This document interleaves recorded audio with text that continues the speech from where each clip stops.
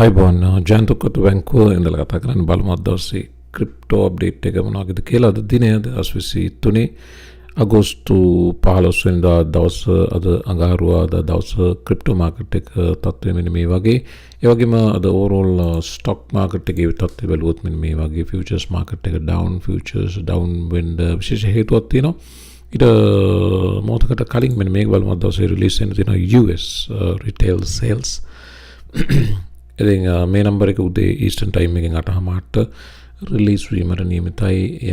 මේ retail sales release වෙන්න කලින් චීනේ රිටේල් සේල්ස් රිලීස් වුණා. චීනේ රිටේල් සේල්ස් නම්බර්ස් එක්ස්පෙක්ටඩ් නම්බර්ස් වලට වඩා පහළ තිබීම මාකට් එකේට ලොකු වොරි එකක්.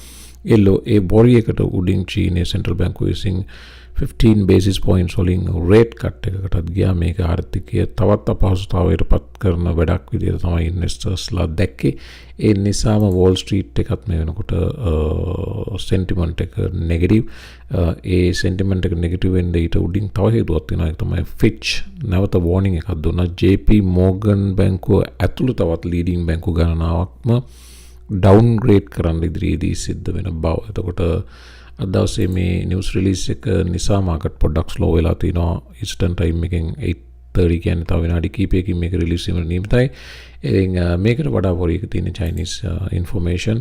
මේ ඉන්ෆර්මේෂන් එක එක්කම ෆිච් වෝනින් එක තමයි මේ මොහොතේ මාකට්ස් පල්ලෙහාට ගේන්න සමත් වෙලා තියෙන්නේ. ඒ සෙන්ටිමන්ට් එක එහෙම පිටින්ම ක්‍රිප්ටෝ වලටත් ඇවිල්ලා තියෙන බව පේනවා. ඇල්ට් කොයින්ස් කීපයක් කරනකොට සමස්තය මේ වෙනකොට ඩවුන්. මෙතින් අපේ Twitter page එක Twitter එකට ලොකු ප්‍රතිචාරයක් තියෙනවා. Twitter එකේ දන්නවා මම swing trading share කරනවා. මේ වෙනකොට already දෙකක් share කරලා තියෙනවා. එකක් profit target එක reach කරලා අවසానයි. ඒ Pepe ඊළඟට මේ දෙවෙනි එක Solana post කරා. ඒකත් 1 to 1.5 වගේ profit එක expect කරනවා. නැත්නම් මේ වෙනකොට 1 to 1 already profit එක reach කරලා අවසానයි. අද දවස slightly lower. ඒකට හේතුව overall market එකේ concern එක. නමුත් මෙයත් අවශ්‍ය ප්‍රමාණ පැත්තට යමින් ඉන්නවා. ඉතින් ඕගොල්ලන්ට රිස්ක් එක මැනේජ් කරන්න අවශ්‍ය නම් මෙවැනි ට්‍රේඩ් එකකදී කරන්න පුළුවන් ස්ටොප් ලොස් එක මේ අපි රිස්ක් කරපු තැන ඉඳලා ගේනත් තියන්න පුළුවන් බ්‍රේක් ඉවන් එකට. එතකොට මේ ට්‍රේඩ් එක යන්නේ හවුස් මනි වලින්. ඒ කියන්නේ ඔයාගේ සල්ලි වලින් නෙමෙයි, මාකට් එකේ සල්ලි වලින් ට්‍රේඩ් එක දුවන්නේ. එතකොට ඔයාට රිස්ක් එක අවමයි. රිස්ක් එක බිඳුවයි. නැත්තම් network fees ඇරුණාම ඔයාට රිස්ක් එකක් නැහැ. ඉතින් එවැනි දේවල් අපි Patreon එකේදී අපි රිස්ක් මැනේජ් කරනකොට එහෙම තමයි කරන්නේ. 1 to 1.5 expect කරනවා. 1 රිස්ක් කළා 1.5 රිස්ක් එක වගේ එකමාර ගුණයක් expect කරනවා. නමුත් trade එක 1 රිස්ක් කළා 1 profit එකක් ආවට පස්සේ අපි stop එක break even එකට ගේනවා. එතකොට trade එක තව උඩට ගියොත් අපිට profit ආපස්සට ඇවිත් stop out වුණොත් අපි stop වෙන්නේ break even එකෙන්. එතකොට අපිට loss එකක් නැහැ. ඒක තමයි account එක බේරාගෙන trade කිරීමේ හොඳම ක්‍රමය. 6 පාරවල් ගහන්න යන්න පුළුවන්. 6 පාරවල් ගහන්න යන්න ගියොත් ඊට පස්සේ වෙන්නේ loss වෙන එක. ඊයේ වගේ හැන්දෑයාමේ මම 6 පාරක් ගන්න ගිහලා එවැනි loss එකකට ගියා. ඉතින් හදේරවල H බාවල ඉතින් ඒවා මිනිමම් රිස්ක් එකක් තියාගෙන අපි උත්සාහ කිරීමක් විතරයි. නමුත් අපි ජෙනරලි ට්‍රේඩ් කරනවා නම් මෙන්න මේ ඊටාම ස්ලෝ, ඊටාම මිනිමම් රිස්ක්, මෙන්න මේ ක්‍රමය තමයි අපි නිරන්තරයෙන් ට්‍රේඩ් කරන්න යූස් කරන්නේ. අද දවසේ අලුතෙන් launch වෙන altcoin එකක් ගැන මොහොතකින් කියනවා. නිසා රැඳිලා ඉන්න. දිගින් දිගටම day trade, swing trade daily කරන්න interested නම් Patreon එකට සම්බන්ධ වෙන්න පුළුවන්. link එක තියෙනවා YouTube video description box එකේ. Patreon කියලා ඒ හරහා සම්බන්ධ වෙන්න. නැත්නම් අතරින් පතර swing trade එකක් ඔය ගන්න කැමති නම් Twitter එකට සම්බන්ධ වෙන්න අමතක කරන්න එපා. links සියල්ල YouTube video description box එකේ තියෙනවා. මේ තියෙන්නේ brand new launch වෙච්ච අලුත්ම layer 1 blockchain එක say මේ net එකක් දවසේ launch වුණා. මේ සම්බන්ධයෙන් අපි මේ සම්බන්ධයෙන් මම දැනුවත් කිරීමක් කරා Twitter එකේ පවා. මේ තියෙන say මගේ Twitter feed එකට ගියා නම් මේක තියෙනවා say සම්බන්ධයෙන් අපි මේක SUI නෙමෙයි මතක තියාගන්න. SUI කියන්නේ වෙනම network එකක්.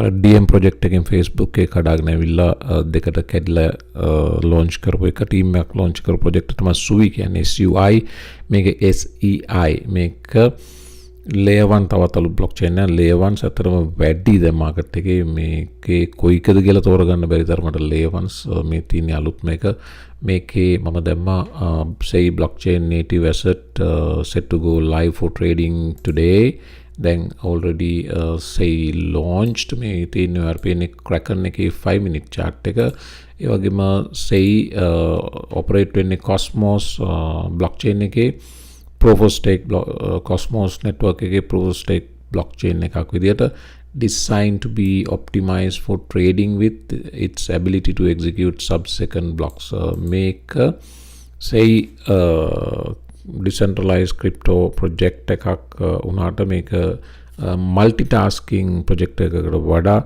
මේක specific application specific performance පෙන්වන project එකක් විදියට මේගොල්ලෝගේ main service එක designed to be optimized for trading වලටම optimize කරපු network එකක් විදියට launch වෙන්නේ. එතකොට මේක mainnet launch වෙනවා අද launch වෙනවත් එක්කම 1.8 billion say token circulating supply එකට එනවා. total fixed supply එකක් තියෙනවා. maximum supply එක 10 billion. එතකොට ඒකෙන් 1.8 billion market එකට release වීමට නියමිතයි. ඒ කියන්නේ total supply එකෙන් 18ක් විතර අද දවසේම already market එකට එන්න නියමිතයි. ඉතින් say ගැන interested නම් අවධානය යොමු කරන්න.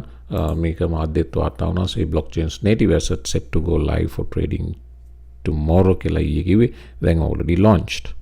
Overall crypto market එක දිහා බැලුවම 0.1 cent අද sideways යන්නේ මේ වෙනකොටත් global market cap එක 4 වෙනි දවසටත් එකම තැන තියෙනවා 1.17 trillion market cap එක. අද දවසේ performance විදිහට මම පෙන්නනවා HIH Hadera XRD සහ Rune තමයි විශේෂයෙන්ම ඉන්නේ. අනිත් අය ඔක්කොම mostly red territory එකේ ඉන්න බව පේන්න තියෙනවා.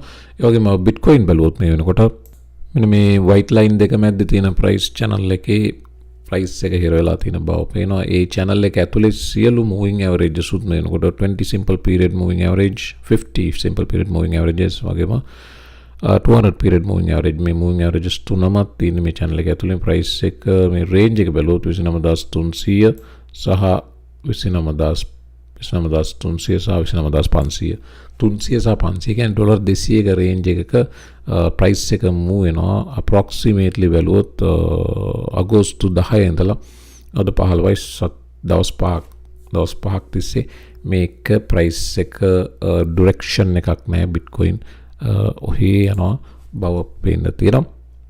ඊළඟට මම අදස්සේ biggest gainer ගැන කතා කරන්න අද නෙමෙයි මම හිතන්නේ ඊයේත් පෙරේදත් biggest gainer Tor නැත්නම් Tor chain එකේ native token එක වෙන Rune Tor chain එක දන්නවා මේක Cosmos ecosystem එක ඇතුළේ දුවන cross chain decentralized exchange එක DEX එකක් විදිහට හඳුන්වන්නේ. මේගොල්ලෝ decentralized exchange එකක් වුණාට මේ වෙනකොට plan එක centralized exchanges වලත් volume එක දැහැ ගැනීමට බව පේන්න තියෙනවා. මේක automated market maker කෙනෙක් විදිහට වැඩ කරන්නේ. මේගොල්ලන්ගේ තියෙනවා මොනවද කියන්නේ liquidity pools තියෙනවා. ඉතින් users ලට පුළුවන් මේ liquidity pools වලට සම්බන්ධ වෙන්න නැත්නම් stake කරන්න deposit කරලා crypto liquidity pool වල reward ගන්න පුළුවන්. ඒක deposit කරන්න ඕන Rune වලින්. එතකොට ඒකෙන් වෙන්නේ Rune lock කිරීමක්. ඒ Rune lock කිරීමක් එක්කම වෙන්නේ මොකද්ද supply එක අඩු වෙනවා.